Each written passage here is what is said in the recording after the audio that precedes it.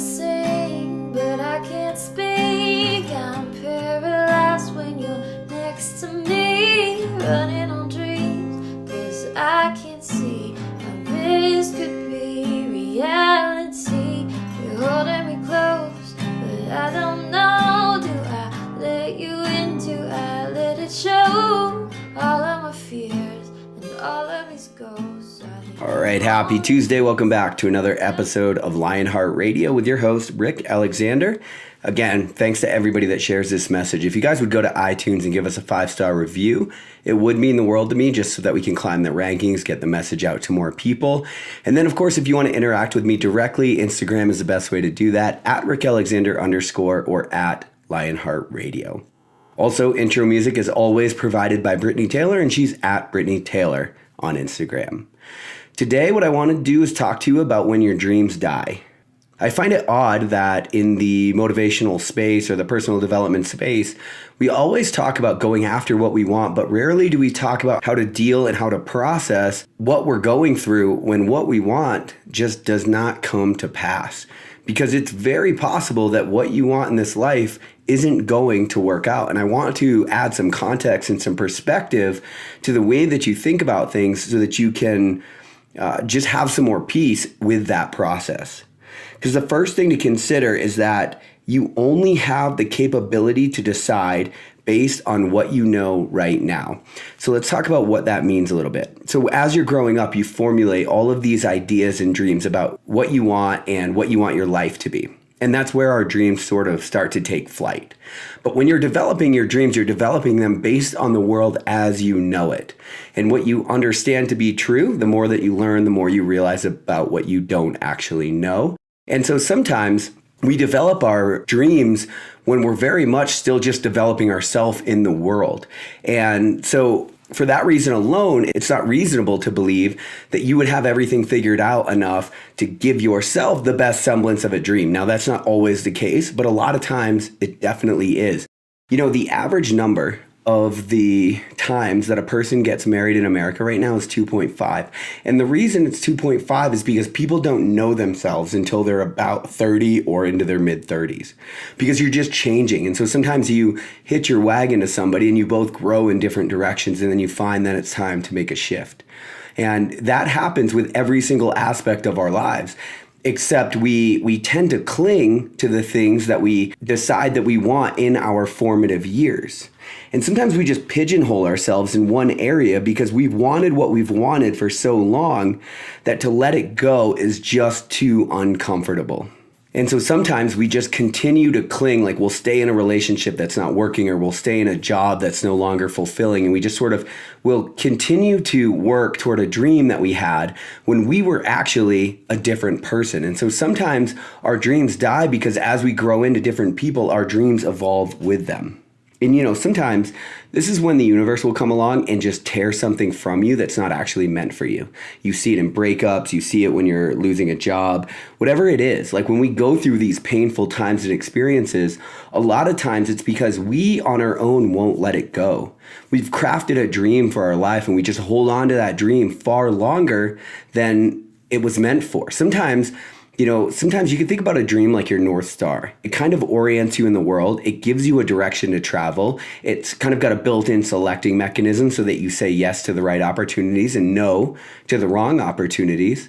But sometimes you have your aim set on a certain point to get you to a certain point, and then it becomes time to pivot and evolve as you evolve and change. You know, another thing that'll happen, sometimes the universe tears it from you, but sometimes the spirit in that thing dies. And you know what I'm talking about. This happens in relationships a lot, but it definitely happens with career choices and dreams and things like that as well. You know, it meant something to you at one point, but priorities and values tend to evolve and change as we do and as we learn more about ourselves. And so the spirit in that thing changes. If you guys remember, this was back in like November of last year, I did a whole 5-part series on whether or not it's time for you to jump. And what I meant for that was like, is it time for you to make a huge pivot in your life? Sometimes when the spirit of something changes for us and that thing no longer means what it used to mean to us, it is time to evolve or to change. Now, you will make yourself miserable to the extent that you understand the spirit of something has changed and you choose to do nothing about it. And it's painful, again, because you've been so set on what you wanted for so long that, of course, the change holds all of the unknowns and all of the fears. It's too uncomfortable to let it go. But again, when the spirit changes and you decide to hold on anyway, you will just continue to grow more and more disconnected from your life. It will feel much more like busy work, and it will feel much less like your life's work. And in that space is where dissonance will grow. And that is where you will feel more and more disconnected from everything that's going on around you. Now, the thing to understand is if you do find yourself at a point in your life where the spirit of something has changed and it is time to pivot, or perhaps the universe tears something away from you, like you get broken up with, or you lose a job, or something doesn't work out like you thought that it would, in that instance, it's important to remember that what you do next also might not work. Sometimes we pivot. Like, let's say you are doing something and you decide, okay, I'm going to start a business, and then you start a business and that business doesn't work out. That's okay too. See, in that time, what we want to do is cower and go back to what's safe. It's kind of like that Steve Prefontaine quote. He said, "Don't let fatigue make a coward of you." Now, of course, he was talking about running and physical endeavors, but think about that in your professional life as well. Where has fatigue caused you to be a less version of yourself? Where have you been fatigued by the monotony and the failure and the things that don't work out? And so you just start to lose your sense of what it is you want, and you start not standing up when you know that you should, and you start not going after opportunities that you know that you should. You could never cower from what you want. Sometimes when you pivot and things don't work out, you just got to pivot again. That's life. It's a process. There's nowhere to get. And so you have to iterate along the way in order to ensure that you're still moving and you can stay above like turbulence, right? Because it's when you stop moving, when you become stagnant, that you really start to lose your identity and you really start to allow life to kind of pull you apart. And that's when it feels like you're tearing apart at the seams. You got to know what your next North Star is. And if you don't know, then you set that on your values. You'll never go wrong by living in accordance with your own value system. But all of this is important because when you finally do come to understand what you want out of this life, you'll understand that you needed every single one of the lessons along the way, no matter how painful those lessons were. And so to some degree, you really do have to just relax and trust the universe. And I wish that there were a better way to tell you that you just have to trust the process. But the reality is, because of your finite processing power, because this whole thing is just an experience, you have to let go of your attachment to an outcome. This is how you be okay when dreams die. Like, the only thing that you actually can control in this life is yourself and the way that you show up in the world. Everything beyond that is out of your control. And so you never know when the universe is sort of ushering you in to a bigger existence. Sometimes your dreams die because they just weren't big enough, because you have the opportunity to impact more people or to grow in a different direction and raise the frequency of your own vibration in your own life. Like, these are things that happen. You can't hold on too strongly to the outcome you wanted, because if you do, you might set yourself up for missing what you were actually slated for in this life. And if you don't believe in that, then maybe you're just missing what your life could actually be, what you could actually make it. I think to some degree, a lot of our anxiety and a lot of our problems come from the fact that we don't have the ability to just trust in the universe. But like I've said a million times on this show, it always gets better. It always works out. Things always work out. The fact that you're listening to this is a testament to that fact. And so it's kind of okay when dreams die, you know? You have to set your intentions. You have to figure out what you want. You build all the habits. You do your due diligence. You work hard for what you want. But you have to give yourself the space to basically ditch it all if you feel, or if you come to understand that your soul is being called in a different direction. Don't live less of a life because a dream that you once had is pigeonholing you and keeping you from a dream for what your life could be. Maybe the question to ask yourself today is, where have you been hanging on too long? Is it a relationship? Is it a job? Is the spirit of something telling you that it's time to move on, it's time to change, it's time to find out what else your life might hold for you? I don't know. Only you can answer that question. As always, I love you guys. We'll talk tomorrow on Morning Coffee. You sitting in this room, you think you're really here.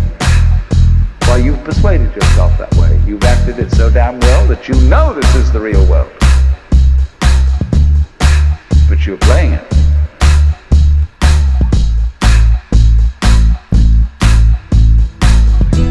We haven't realized that life and death, black and white, good and evil, being and non-being, come from the same center. They imply each other. What you are basically, deep, deep down, far, far in, is simply the fabric and structure of existence itself. Books burn and stories will fade. The strength in our arms can fight against change. The wind's tide keeps rumbling on. Look hard at the thunderous clouds. There's a freedom inside, whispering out, calling you home. Saying, ooh, time will pass and reduce to ash your bones. Ooh, in a lightning flash, what fills the gap of when it hits and when you know?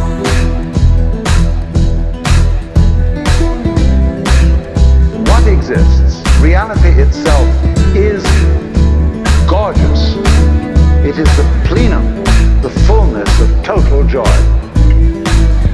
Facts hold our feet to the ground.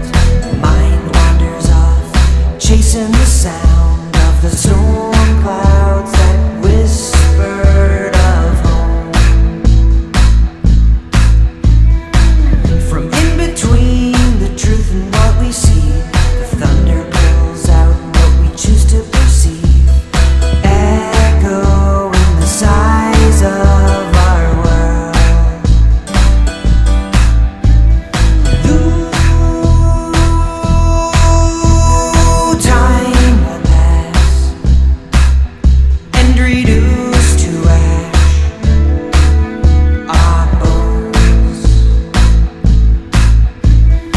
Ooh, in a lightning flash, what fills the gap of what is real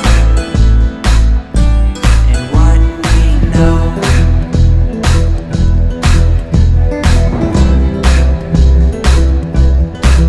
There's no point just in sustaining bliss. Let's suppose that you were able every night to dream any dream you wanted to dream. And that you could, for example, have the power within one night to dream 75 years of time. And you would naturally, as you began on this adventure of dreams, you would fulfill all your wishes. You would have every kind of pleasure you could conceive. And after several nights of 75 years of total pleasure each, you would say, now let's have a surprise. Let's have a dream which isn't under control. You would get more and more adventurous, and you would make further and further out gambles as to what you would dream. And finally, you would dream where you are now.